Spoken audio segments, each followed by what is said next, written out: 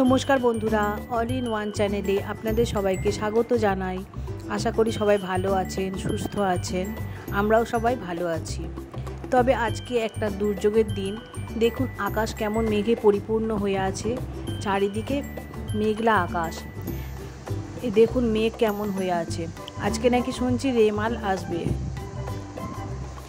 প্রচণ্ড ঝড়। এর আগে হয়তো মনে আছে আপনাদের আমফান হয়েছিল, ফণী হয়েছিল, এরকম অনেক ঝড় হয়েছিল। জানি না কি দুর্যোগ হবে আর কার কি ক্ষতি হবে জানি না। তবে চাইছি কারোর কোনো যেন না ক্ষতি হয়, সবাই যেন ভালো থাকে, সুস্থ থাকে। আজকে আমি সাবুদানার বড়া করব, ঝটপট একটা রেসিপি। বুঝতেই পারছেন একটু তাড়াতাড়ি করতে হবে, বাড়ির অন্যান্যও কাজ আছে। তাই সাবু নিয়েছি 1 কাপের মতো, দিয়ে একটু ভালোভাবে ধুয়ে ভিজিয়ে দেব। সাবুটা 1 ঘন্টার মতো ভিজিয়ে আমি রেখেছিলাম। সাবুটা ভিজিয়ে এবার জলটাকে ঝরিয়ে নিয়েছি। জল 2-3 বার ভালো করে ধুয়ে নেব, নিয়ে জল দিয়ে একটু ভিজিয়ে রেখে দেবো 1 ঘন্টার মতো। ওটা ভিজিয়ে থাক, ততক্ষণ আমি অন্যান্য কাজগুলো করে নেব।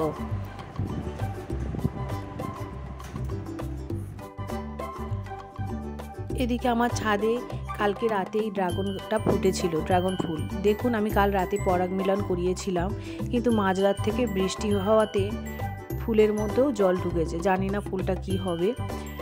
এবার ছাদে দেখুন অন্যান্য গাছগুলো জলে ভিজে গেছে। যাই পারে হোক, জলটা হতে ওদের খুবই ভালো হয়েছে, গাছগুলো যেন প্রাণ ফিরে পেয়েছে। দেখুন চারপাশের পরিবেশটা এত শান্ত, ভীষণই ভালো লাগছিল। আর এদিকে সাবুটা আমার ভেজানো হয়ে গেছিলো, 1 ঘন্টা হয়ে গেছে। এবার আমি অন্যান্য জিনিসগুলো জোগাড় করে নিই। পেঁয়াজটাকে আমি ছোট ছোট করে কেটে নেব, একদম ছোট ছোট কিমার মতো করে নেব। পেঁয়াজটা ছোট ছোট টুকরো করে কাটা হয়ে গেলে আমি টমেটো নিয়েছি একটা, ছোট টমেটোটাও ছোট ছোট করে কেটে নেব। দেখুন টমেটোটাকেও একদম ছোট ছোট করে কেটে নিয়েছি। লঙ্কা নিয়েছি আমি 4 থেকে 5টা। লঙ্কাটা আপনারা আপনাদের স্বাদ অনুযায়ী দেবেন, একেবারে বেশিও দিতে পারেন বা কমও দিতে পারেন, এটা একেবারেই আপনাদের ইচ্ছা মতো। লঙ্কাগুলোকেও ছোট ছোট করে কুচি করে নিয়েছি। এবার কিছুটা সবজি নিয়েছিলাম আমি, একটা আলু, একটু গাজর ও বিনস। এগুলো আমি এই বড়াটার সঙ্গে দেব। চাইলে শুধু আলু দিয়েও দিতে পারেন, তবে সবজি দিলে বেশি ভালো টেস্ট হয়। সব সবজিগুলো একটু ভালো করে সিদ্ধ করে নিয়ে ওটা মেখে নিয়েছি। এবার এর মধ্যে কেটে রাখা টমেটো, কুচিয়ে রাখা পেঁয়াজ, কুচিয়ে রাখা লঙ্কা সব একসঙ্গে দিয়ে ভালো করে মেখে নেব। এর মধ্যে মেখে নেওয়ার পরে দেবো একটু নুন।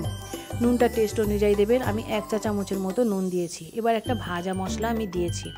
ভাজা মশলাটার মধ্যে আছে ধনে, জিরে ও মৌরি একসঙ্গে ভেজে নিয়ে গুঁড়ো করা, আর লঙ্কা ছিল, লঙ্কাও, শুকনো লঙ্কাও একসঙ্গে গুঁড়ো করা আছে। সবগুলো দেওয়ার পর ভিজে রাখা সাবুগুলো দিয়ে আমি খুব ভালোভাবে মেখে নিচ্ছি।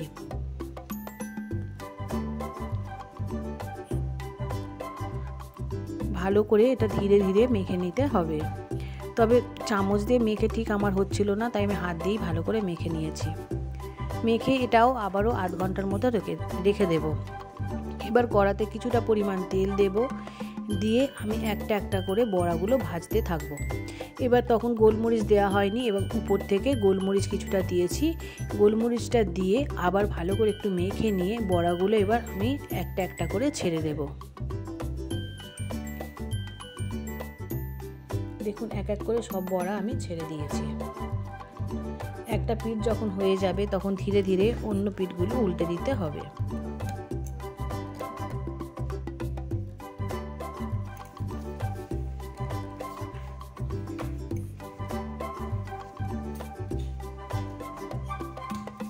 এইভাবে এক এক করে সব বড়াগুলো আমি দুটো পিঠই উল্টে দেব। অন্য পিঠটাও যখন হয়ে যাবে ওই পিঠটাকে উল্টে দেব। এটা আস্তে আস্তে ভাজতে হবে, গ্যাসের ফ্লেম খুব জোরে দিলে হবে না, তাহলে একদিকে খুব ভালো ভাজা, উপরে ভাজা হয়ে যাবে কিন্তু ভিতরে কাঁচা কাঁচা থাকবে। মিডিয়াম ফ্লেমে দিলে মাঝখান পর্যন্ত খুব ভালোভাবে রান্নাটা হয়ে যাবে, সিদ্ধ হয়ে যাবে। দেখুন বড়াগুলো সব ভাজা হয়ে গেছে, আমি এবার এক এক করে সব তুলে নিচ্ছি। এই বড়াটা খেতে খুবই সুন্দর হয় ও খুবই ঝটপট হয়ে যায়। আমি সস দিয়ে পরিবেশন করেছি, আপনারাও সস দিয়ে খেয়ে দেখবেন, ভীষণ ভালো হয়। ভিডিওটা যদি ভালো লেগে থাকে তাহলে অবশ্যই একটা লাইক করে দেবেন। ভালো থাকবেন, সুস্থ থাকবেন।